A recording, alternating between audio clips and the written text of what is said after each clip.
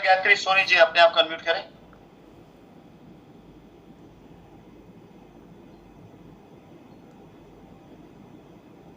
Hello hello hello जी गायत्री जी बताएं।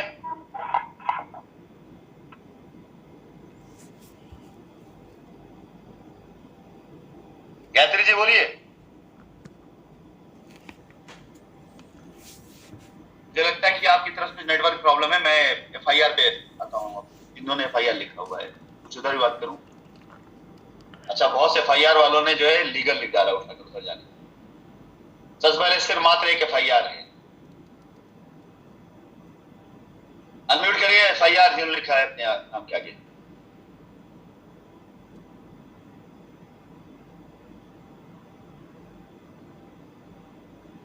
FIR जिन्होंने लिखा है मैंने उनको अनम्यूट होने का ऑप्शन दिया। प्लीज अनम्यूट करें अपने आप को।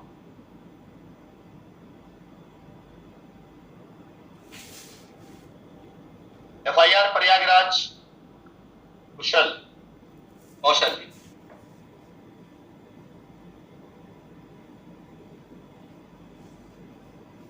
FIR Prayagraj Kaushal Kumar Rai CRPF.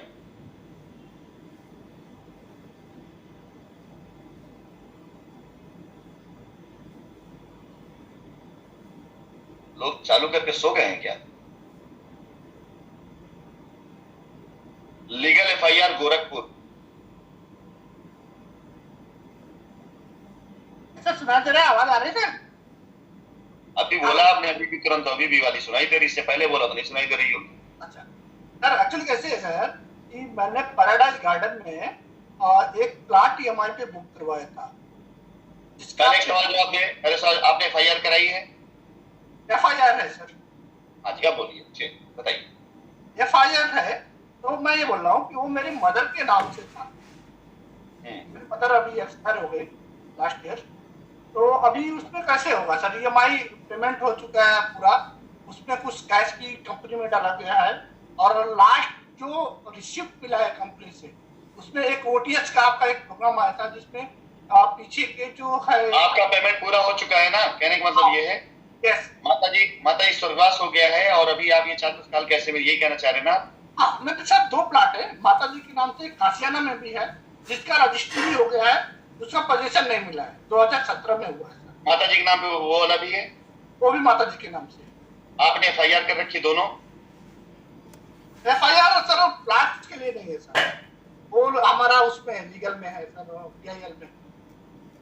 अरे बाबा, पीआईएल कहीं पे माता जी के नाम से गए कि किसके नाम से गए? हाँ, माता जी के नाम से गए हैं ऑन बिहाफ ऑफ मदर, और मैं उनका केस ले रहा हूँ। कोई बात नहीं। और आपके हिसाब माता जी का स्वर्गवास हो गया, ये कहना चाह रहे हैं ना? तो पहली चीज हम आपको 2-3 चीज बता देते हैं। आपने जो भी पैसा जमा किया काशियाना में, आप कहना है काशियाना में आपने पैसा जमा किया है और आपकी रजिस्ट्री हो गई, आपका पोजीशन नहीं हुआ, ये आपका कहना? करेक्ट। दूसरा आपका कहना ये है कि आपने पैराडाइज गार्डन में ईएमआई वाला प्लान लिया है, जिसमें आपने ईएमआई डाला हुआ है और ओटीएस में आपने निपटा दिया पूरा, और उसकी रजिस्ट्री भी नहीं हुई, यही कहना है ना आपका? रजिस्ट्री भी नहीं है। अच्छा देखिए, यहाँ पर 2 रास्ते हैं आपका। पहली चीज तो आपकी माता जी का स्वर्गवास हो गया है।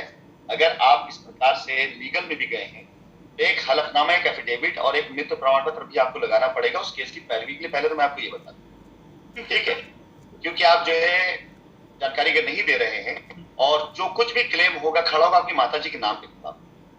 और यदि भविष्य में किसी प्रकार मतलब न्यायिक, देखिए आपकी ये राय आपको कोई वकील से कोई देगा आपको, अदरवाइज ये जिन वकीलों के चक्कर है आपको ये राय नहीं देंगे आपको। अगर कल न्यायालय में यह आ जाता है कि आप माता जी के जो भी नाम है उनके नाम पे क्लेम खड़ा होता है और आप आते हैं कि भाई ये क्लेम की रजिस्ट्री या कब्जा हमें चाहिए और नहीं मिल पाएगा, फिर उनको ही आपको लाना पड़ेगा। उसके लिए फिर आपके पास एक प्रोसेस होगा कि आप उनका प्रपत्र लगाइए, फिर उसके बाद आप उनके वारिस हैं ये साबित करिए, फिर उसके बाद जाकर के तब आपका कार्य हो पाएगा। ये एक लंबा प्रोसेस हो जाएगा। मैं आपको राय, और ये कानून है, क्यों कल अगर कानून से ये आ जाता है और उसमें आपकी माता जी के नाम आया तो ये आपका इंटरनल मैटर है कि माता जी को स्वर्गवास हो चुका है, ये इंटरनल नाम। कानून इस बात को नहीं जानता। कानूनी तौर से हम रजिस्ट्री करने के लिए और कब्जा देने के लिए सिर्फ उन्हीं को बांधते हैं जो इस केस में, जो इस उसमें इन्वॉल्व है। तो मैं आपको पहले तो मेरे भाई एक राय दूंगा, दो में से एक काम करिए, या तो आप उस पीआईएल में अगर आपको लगता है कि आपका काम आसानी से हो जाना चाहिए, उस पीआईएल से अपने आप को विड्रॉ करें। माता जी के बिहाफ पर आप अगर वहां पे हैं उनके पैरोकार बन करके, तो आप एक चिट्ठी भेजें एजेंसियों को और कोर्ट में एफिडेविट दें कि आपकी माता जी स्वर्गवास हो चुका है, आप इस पीआईएल में आगे नहीं जाना चाहते हैं, कंपनी तक जो रास्ता आएगा कंपनी रास्ता देगी, रास्ता हम मानने के तैयार हैं। फिर जब कंपनी की तरफ से चीजें आएंगी तो आप जब आकर बात करेंगे तो चीजें कि आप लीगल प्रावधान से होकर नहीं आ रहे, तो हमारी भी बाध्यताएं नहीं रहेंगी, ठीक है। लेकिन अगर आप कोर्ट के द्वारा आ रहे हैं और वहां से आदेश आता है कि आपकी माता जी के नाम के साथ लिस्ट आती है कि इन सभी लोगों को दिया जाए जो एफआईआर भी की, तो हम सिर्फ उनको जानेंगे जो पेपर में है, जो उसमें आ रहे हैं, जिसका नाम आ रहा है। फिर हम आपको, फिर आपके लिए ये प्रोसेस लंबा पड़ जाए। मुझे लगता है कि इस मीटिंग में जो बात है वो आपके ही काम की है, कंपनी को से, क्योंकि आप ऑलरेडी लीगल की वजह से एक उसमें एक ऐसी उसमें जाकर फंसे हुए अभी, जहां से अभी निकालने ज्यादा अच्छा। या तो आप कोर्ट में जाकर हलफनामा दीजिए, मृत्यु प्रमाण पत्र दीजिए, उनके लिए अपने आप को रिप्लेस करिए और अपने आप उनका वारिस घोषित करके रिप्लेस करिए। अन्यथा कल को क्लेम अगर खड़ा भी हो गया तो भी आप पैसा नहीं पा पाएंगे, तभी जमीन नहीं पा पाएंगे। मुझे कोर्ट में जाके हलफनामा दे के, और आप क्या चाहते हैं? आप पीआईएल के थ्रू आना चाहते हैं या आप आउट ऑफ कोर्ट आना चाहते हैं? हमें तो सेटलमेंट से मतलब है, चाहे जैसे भी बोलिए।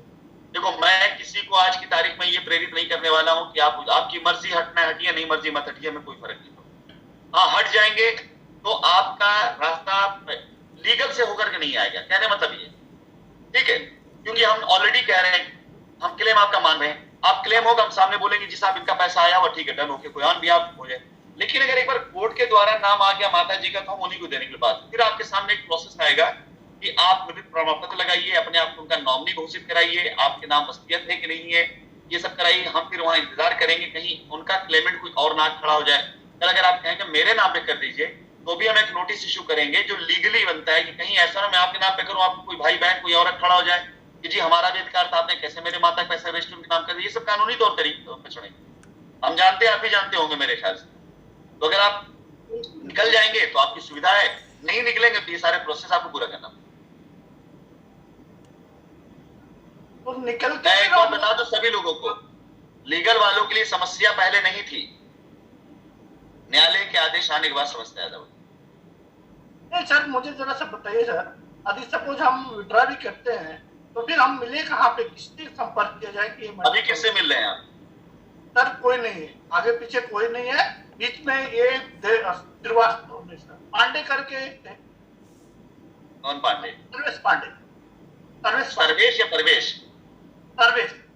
हाँ, उससे मिलिएगा, उससे मिलिएगा, काम करा सर वो संपर्क नहीं है सर, वो फोन ही नहीं कर लेगा, मीटिंग में जुड़ा होगा, वो हमसे संपर्क नहीं रहता है। लेकिन वो काम जिस दिन ये वो लड़के जब देखेंगे हवा पॉजिटिव जा रही ना, कूद के आगे आ जाएंगे साइंस सिटी कहते हुए, और थोड़ा निगेटिव देखेंगे ऐसा भागेंगे पूछो मत, ठीक है। मैं 2 साल से ट्राई कर रहा हूँ, नंबर सब चेंज हो गया, उनका नया नंबर क्या है पता नहीं, कोई मालूम नहीं सर। आप कहाँ से हैं? गोरखपुर से हैं क्या? मैं गोरखपुर से। वो भी गोरखपुर में आजकल है, लेकिन वो गोरखपुर के नहीं है, वो शायद लखनऊ में। वो भी गोरखपुर में आजकल, मैंने बोला आजकल गोरखपुर में ही है वो। सर वो पता नहीं सर, इतना आज से गोरखपुर में लगी, मैं तो मुंबई में रहता हूँ सर। चलो ठीक, कोई बात। आप एक काम कर लो, आप बेफिक्र रहें, मैं मीटिंग्स वगैरह में आता रहूंगा, और जब होगा तो सबके लिए बराबर होगा। आप पहले ये फैसला कर लें कि आप लीगल से आ रहे हैं, लीगल से हट के आ रहे हैं, पहले ये फैसला, ठीक है। फैसला ये है कि मुझे कुछ एक पॉइंट दे दिया जाए जहाँ पे मैं संपर्क कर सकूं।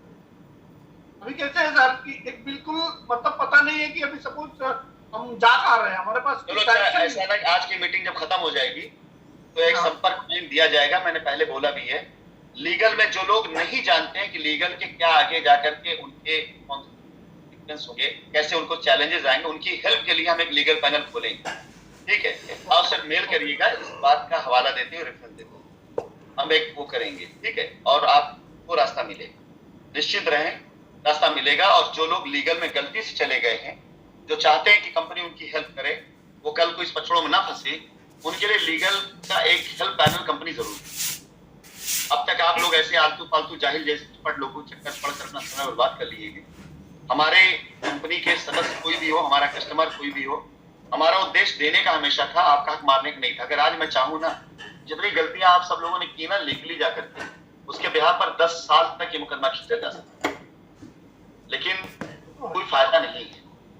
जब उस जमीन का इस्तेमाल हम भी नहीं कर पाएंगे, आप भी नहीं कर पाएंगे, तो क्या फायदा यार? दिल के सुकून के लिए क्यों किसी को बददुआ लेना? हम भी चाहेंगे कि 10 साल का काम 1 साल के अंदर हो जाए। ठीक है, चलिए मैं आपको म्यूट करता हूं और कोई बात, मैं आपको रास्ता दे दूंगा। जितने भी लोग इस तरह से, उनके लिए मैं रास्ता दूंगा कि लीगल के से अगर कोई आउट बाहर जाना चाहता है तो उसके लिए बिल्कुल हेल्प करेगी हमारी टीम। और मैं एक बार अगले बंदे को अनम्यूट करने से पहले फिर से कहना चाहूंगा, ऐसी चीजों से अपने आप को निकालना शुरू करिए जो चीजें आपको भविष्य में ये दिखाए कि आपने इतने 3 साल तक सर पटक लिया और अंततः आपके हाथ कुछ नहीं। इतिहास गवाह है इस बात का हिंदुस्तान में। मैं आपको इस मंच से चैलेंज करता हूं कि कोई अगर चाहे तो मुझसे इस पे डिबेट कर ले। एक कंपनी का नाम बताना, 10,000 से ज्यादा कंपनियां, जब से इस तरह की कंपनियां, चाहे एनबीएफसी हो चाहे कोई भी, 10,000 से ज्यादा कंपनियों ने काम किया है हिंदुस्तान में। हजारों कंपनियों के साथ कैजुअलिटीज हुई हैं। मुझे एक कंपनी का एक कस्टमर ला के बताना जो ये कहे कि हाँ, सब कुछ समझने के बाद मेरा पूरा पैसा कंपनी ने ईमानदारी से वापस किया। एक कंपनी मुझे बताना। मैं एक कंपनी नहीं, मैं 10,000 कंपनी में, हर कंपनी में अगर मैं 1 लाख भी कार्यकर्ता मान लूं तो आप सोचो कितने करोड़ों की संख्या होती। इस पूरे करोड़ में एक आदमी लाना जो आके ये बोले कि लीगल में जाने के बाद मेरा काम कोर्ट से फैसला आने के बाद तुरंत आसानी से हो, या वो कहे कि हाँ लीगल में गए तभी मेरा काम। शाइन सिटी का जब फैसला आएगा, जैसे भी आए, एक बात हर बंदा कहेगा, उसने गलती करी थी जो लीगल में गया। अगर लीगल में ना गया होता तो कंपनी इसी काम बहुत चलेगी। आप खुद देखिए, लीगल में क्यों गए? 8,000 करोड़ का आरोप लगा, इसलिए सब भाग ली, कंपनी भागी। आज आप मुझे बता कौन भाग रहा है? वो भाई साहब भी बोल रहे हैं कि उन्होंने किसी एसोसिएट अकाउंट में पैसा दिया, फोन नहीं उठा रहा है। वहीं रहते हैं, उसी शहर में हैं, जानते हैं, घर दार सब जानते हैं, वो फोन नहीं उठा रहा है और मैं इतनी दूर बैठा हूं और मैं बात कर। कौन भागा मुझे बता। आज की मीटिंग का मेरा यही उद्देश्य है कि आप में से जिसने भी किसी भी एसोसिएट के अकाउंट पैसा दिया है, आप उसे पकड़िए। अगर नहीं पकड़ेंगे तो अपना पैसा भूल जाए। बड़े कड़े शब्दों के अपना पैसा भूल जाए। बगैर एसोसिएट के आए कंपनी कंसीडर नहीं करेगी आप। बाकी जिन्होंने एसोसिएट में नहीं दिया है, कंपनी में दिया है, हम उसे बिल्कुल जानते, उसे बिल्कुल अच्छे जानते। मैं आपको एक बात बता दूं कि अब घड़ी आ रही है उस बात की जहां पर यह फैसला होगा कि अब लायबिलिटी कैसे उतरेगी। अब वो दिन आ चुका है कि जब आप सब लोग देखेंगे लायबिलिटी उतर रही होगी, चाहे जैसे उतरे, हम पे प्रेशर होकर उतरे या हम इजी होकर उतारे, बट लायबिलिटी उतरेगी। लेकिन किसकी? सिर्फ उसी की जो कंपनी में जिसका पैसा खड़ा है। ये कड़ा सत्य आज आप मान ले तो अच्छा है, और अगर नहीं मानते हैं तो कल आप दोष फिर से कंपनी में, जैसे अभी 2019 के बाद लोगों ने पैसा लिया अपने अकाउंट्स में। मैं एक साहब बताते, मैंने हजारों रजिस्ट्री करा दी। भाई 1000 रजिस्ट्री कराई, 1000 चलो 500 रजिस्ट्री कराई, एक प्रोजेक्ट उठा लेते हैं। मैं वही वैदिक की बात करता हूँ, वैदिक बिहार उठा लेते हैं, 500 रजिस्ट्री कराई सब मिला करके, और 2 लाख रुपया लिया गया, 10 करोड़ रुपए बनता है। और ये 10 करोड़ रुपए कहां गया? बदनामी हमारे ऊपर आई। हमें हिसाब दे दे 10 करोड़ में 1 करोड़ रुपए का, खाली 1 करोड़ का हिसाब दे दे हमें, क्या हमने पैसा आपको दिया है? या होगा तो उसका रूट होगा ना कोई, हम मानेंगे, बिल्कुल मानेंगे। लेकिन अगर 10 करोड़ में 1 करोड़ मान लिया कि उसने हिसाब दे भी दिया, तो 9 करोड़ कहां गया? किसकी पॉकेट में गया? उसके बाद भी अगर कस्टमर की रजिस्ट्री होने के बाद कब्जा नहीं मिला, या कोई ऐसी रजिस्ट्री कैंसिल हो रही है, तो इसमें 9 करोड़ लेने वाला दोषी है कि 1 करोड़ वाला दोषी? अब अगर 9 करोड़ वाला 1 करोड़ वाले दोषी नहीं ठहराएगा तो 9 करोड़ को डकारेगा कैसे, खाएगा कैसे उसको? तो असली 60,000 करोड़ वहीं पे है। और ये जांच एजेंसियां रिवर्स जांच करेंगी। जब पाएंगी नहीं कि शाइन सिटी के पास पैसा नहीं तो ढूंढेंगे ना कहां गया पैसा। आखिर कस्टमर जो परेशान है तो आज बोल रहा है कि भाई मैंने पैसा कंपनी को नहीं दिया, मैं कैसे लूं, इसका पैसा कौन दिलाएगा? कहीं ना कहीं तो है ना बात सच्चाई। मैंने पिछली मीटिंग में बात बोली थी कि 60,000 करोड़ का आरोप लगा तो मात्र 60 लोगों पर एफआईआर, ये कैसे संभव है? और 60 लोगों में 30 लोग, ध्यान दीजिएगा, 30 लोग वो जो निर्दोष हैं और 30 में 15 लोग ही खाली हुए जो जिम्मेदार हैं। बचे 15 लोगों को नाप दिया गया और बाकी मेन जो लाइन थी सारे सिरे से नदारद। जब तक 6,000 लोगों के ऊपर एफआईआर ना हो तब तक समझना शाइन सिटी कंपनी के ऊपर जो दाग लगा है ना वो खुलेगा नहीं। 6,000 से ज्यादा लोगों के ऊपर एफआईआर होगी।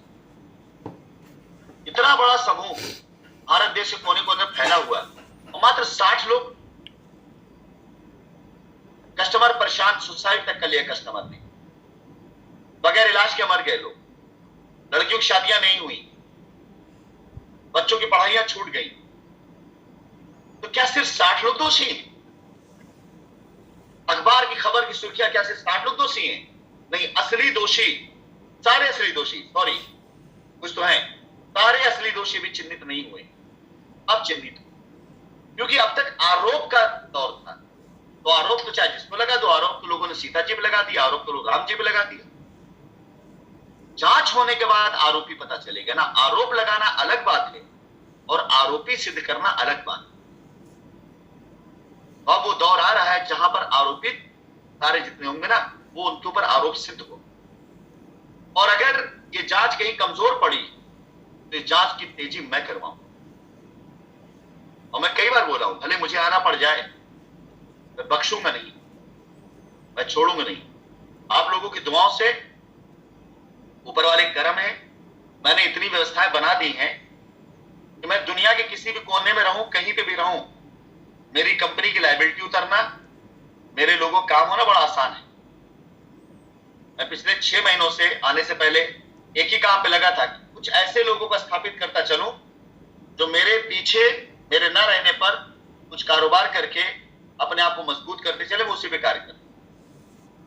और उसके बाद मेरे पास कुछ कोई काम नहीं रहेगा, खाली इस मुकदमे के असली दोषियों को पकड़वाना, उन्हें जेल कराना, यही मेरा काम रहेगा, वो चाहे जिस रूप में अपराध हुआ। चलिए पंकज श्रीवास्तव म्यूट करें अपने आप को।